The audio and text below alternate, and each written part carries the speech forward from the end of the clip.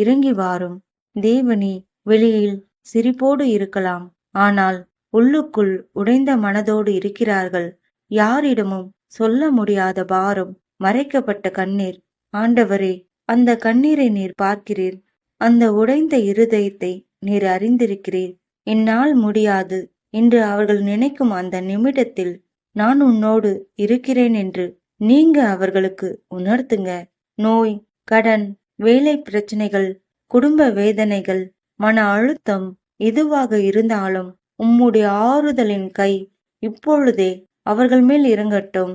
தேவனே, இப்பொழுதே ஒரு ஆறுதல், இப்பொழுதே ஒரு நம்பிக்கை, இப்பொழுதே ஒரு மாற்றம் இவர்களுக்கு கொடுங்க.